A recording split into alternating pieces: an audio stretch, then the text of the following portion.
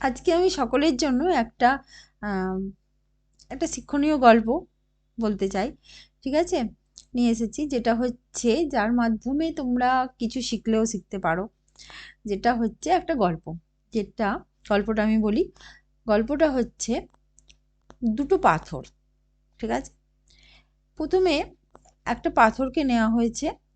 পাথর নিয়ে, সেই পাথরটা সাদা রঙের একটা পাথর। পাথরটাতে ছেনি, হাতুড়ি, বিভিন্ন যন্ত্রপাতি প্রয়োগ করে পাথরটাতে আঘাত করা হচ্ছে, কারণ পাথরটা দিয়ে মূর্তি বানানো হবে। ঠিক আছে, আচ্ছা, মূর্তি বানানো হবে। তো পাথরটার খুব কষ্ট হচ্ছে, পাথরটা কাঁদছে এবং সে এতটাই কষ্ট পাচ্ছে, কান্নাকাটি করছে। তো সৃষ্টিকর্তা, যিনি তাকে মূর্তি ওখানে সৃষ্টি করছেন, পাথরটাকে খোদাই করে, আঘাত করে, ঠিক আছে, তিনি তখন ভাবলেন যে পাথরটা যখন এত কষ্ট হচ্ছে, কান্নাকাটি করছে, তিনি পাথরটাকে পাশে সরিয়ে রাখলেন। আরেকটা পাথর নিলেন, নিয়ে সেটাতে আঘাত করতে লাগলেন এবং সেটাতে বিভিন্ন রকমের ভাবে আঘাত করে করে করে পাথরটা কিন্তু সহ্য করছিল। সহ্য করে করে পাথরটাতে কি করলেন সৃষ্টিকর্তা, তিনি একটা সুন্দর মূর্তি বানালেন এবং কালক্রমে ওই মূর্তিটা সিংহাসনে প্রতিষ্ঠা করা হলো।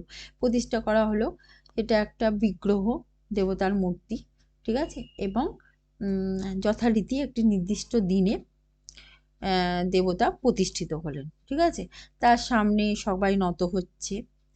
এবার যে পাথরটাকে প্রথমে মূর্তি বানানোর জন্য নেওয়া হয়েছিল, সেই পাথরটা তাহলে কি হবে, পাশে রাখা হলো, পাশে একটু সরিয়ে রাখা হলো এবং সকলে দেবতার উদ্দেশ্যে যখন প্রণাম করছে, নারকোল নিয়ে আসছে, নারকোল এবং অন্যান্য পুজোর উপচার নিয়ে আসছে এবং ওই নারকোলটা পাথরের, ওই যে আগের প্রথম পাথরটার ওপর আঘাত করে ভাঙা হচ্ছে, ভেঙে সেটা দেবতার মূর্তির সামনে রাখা হচ্ছে।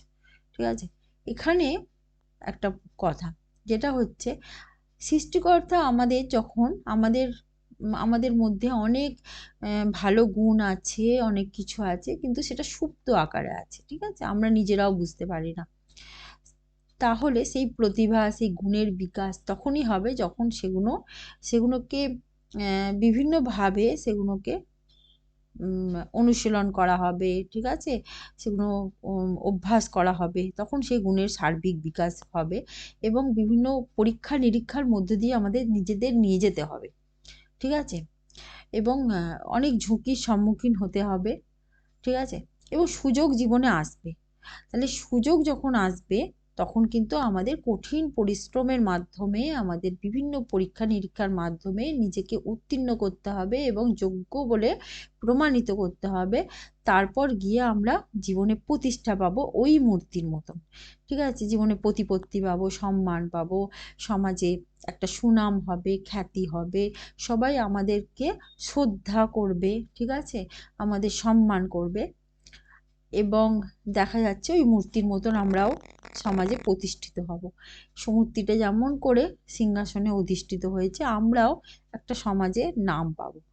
কিন্তু যদি আমরা সেই কষ্ট সহ্য করতে না পারি, একটা নির্দিষ্ট সময়ের পরিশ্রমের যে কষ্ট সেটা সহ্য করতে না পারি, তখন কি হবে, আমাদের সারা জীবন ধরে জীবন আমাদের বিভিন্নভাবে ঝড় ঝাপটা আঘাত আমাদের সহ্য করেই যেতে হবে, করেই যেতে হবে।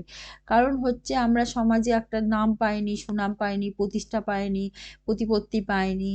ঠিক আছে, অর্থবান হইনি আমরা, সম্পত্তি লাভ করিনি আমরা। ঠিক আছে, সুতরাং আমাদের ঝড় ঝাপটা আঘাত আমাদের প্রতি মুহূর্তে নাজেহাল করে দেবে। ঠিক আছে, সারা জীবন ধরে নাজেহাল করতে থাকবে। তাহলে দীর্ঘ সময়ের কষ্ট সহনীয়, নাকি অল্প সময়ের তীব্র কষ্ট সহনীয়, সেটা তোমাদের বিচার করতে হবে। সেই কারণে যারা পরীক্ষার্থী, যারা মাধ্যমিক পরীক্ষার্থী, যারা উচ্চ মাধ্যমিক পরীক্ষার্থী এবং যারা স্টুডেন্ট আছে, যারা জীবনের বিভিন্ন পরীক্ষাগুলো দিচ্ছে এবং সমাজে একটা নাম প্রতিষ্ঠার জন্য নিজেকে যোগ্য প্রমাণের জন্য এগিয়ে যাচ্ছে, নিজেকে সুযোগ্য করে তোলার চেষ্টা করছে, তারা কিন্তু সেই চেষ্টা তাদের যেন মানে সৎভাবে এবং পরিশ্রমের সঙ্গে অব্যাহত থাকে, সেটাই দেখতে হবে। ঠিক আছে, কখনো এখান থেকে বিমুখ হলে চলবে না, কারণ সৃষ্টিকর্তা কিন্তু আমাদের মধ্যে যে অন্তর্নিহিত যে আমাদের সম্ভাবনাগুলো রয়েছে সেগুলোর বিকাশ ঘটানোর জন্যই আমাদের সামনে এই সুযোগগুলো এনে দেয়, যেগুলো সুযোগ পরীক্ষা হিসেবে সেই সুযোগগুলো আমাদের আসে। তাহলে পরীক্ষা নিয়ে কিন্তু ভয়ভীতির কিছু নেই, ঠিক আছে? যারা মাধ্যমিক পরীক্ষার্থী তারা কিন্তু অকারণে ভয় পেও না। এই পরীক্ষার মাধ্যমেই কিন্তু নিজেকে যোগ্য প্রমাণ করতে পারবে, ঠিক আছে? এবং মাধ্যমিক পরীক্ষায় হয়তো 90 অ্যাবাভ নাম্বার পাবে, কেউ 85 অ্যাবাভ নাম্বার পাবে, এবং এর মাধ্যমে সে কিন্তু একটা স্বীকৃতি আদায় করে নিতে পারবে যে সে মাধ্যমিক উত্তীর্ণ এবং সুযোগ্য, মাধ্যমিক পরীক্ষাতে খুব ভালোভাবে পারফর্ম করেছে, ঠিক আছে? এইভাবে সে এগিয়ে যেতে পারবে। তোমরা সবাই এগিয়ে যাও এবং পরীক্ষা দাও, পরীক্ষায় ভালো পারফর্ম করো। এই পরীক্ষাটাকে কিন্তু কঠিন বা নিজেদেরকে মনে করো না যে তোমরা শাস্তি পাচ্ছ, কষ্ট পাচ্ছ, এরম কিছু নয়। পরীক্ষা মানে হচ্ছে নিজেকে প্রমাণ করার বিষয়, ঠিক আছে? সুতরাং প্রচণ্ড পরিশ্রম করে যাও। এই তীব্র পরিশ্রম হয়তো একটু কঠিন এখন মনে হচ্ছে, কিন্তু একটা সময় মনে হবে যে তুমি এইভাবেই নিজেকে একের পর এক পরীক্ষার মাধ্যমে নিজেকে যোগ্য করে তুলেছিলে, ঠিক আছে? নিজের যোগ্যতা প্রমাণ করেছিলে, ঠিক আছে? এবং নিজের সার্বিক গুণের বিকাশ ঘটিয়েছিলে, বিভিন্ন সাবজেক্টের ওপর তোমার যে দখল আছে সেটা তুমি প্রমাণ করেছিলে, ঠিক আছে? এবং যে একটা কথা হচ্ছে, মানুষ অনেককে অনেক কিছু উপহার দেয়, তো নিজেকে যে উপহারটা দেয় সেটা হচ্ছে যোগ্যতা, ঠিক আছে? নিজেকে যোগ্য করে তুলতে হবে। এই যোগ্যতার পরিমাপটা হবে পরীক্ষার মাধ্যমে। সুতরাং পরীক্ষা নিয়ে কিন্তু অকারণে ভয়ভীতির কোনো প্রয়োজন নেই। এটা কিন্তু একটা খুব স্বাভাবিক স্বাভাবিক ব্যাপার। এই পরীক্ষা ছাড়া নিজেকে সুযোগ্য প্রমাণ করার আর কিন্তু কোনো উপায় নেই, ঠিক আছে? এবং প্রতিনিয়ত চেষ্টা করে যেতে হবে নিজেকে আরও বেশি করে, যেন যোগ্য করে তোলা যায়, ঠিক আছে? সুযোগ্য করে তোলা যায়, এবং এইভাবে পরীক্ষাগুলো উত্তীর্ণ হয়ে যাও এবং ভালো রেজাল্ট করো, ঠিক আছে? সমাজে নাম, প্রতিষ্ঠা, সম্মান পাও, এবং সকলে যেন তোমাকে শ্রদ্ধার সঙ্গে স্মরণ করে, সম্মানের সঙ্গে স্মরণ করে, ঠিক আছে?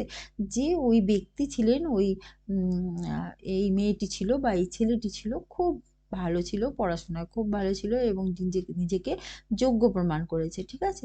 একজন সুযোগ্য ব্যক্তি হয়ে উঠেছে, ঠিক আছে? সবাইকে শুভকামনা রইল যারা মাধ্যমিক পরীক্ষার্থী এবং যারা যারা উচ্চ মাধ্যমিক পরীক্ষার্থী, প্রত্যেকের জন্য আমার শুভকামনা রইল। প্রত্যেকে ভালো রেজাল্ট করো এই কামনা করি।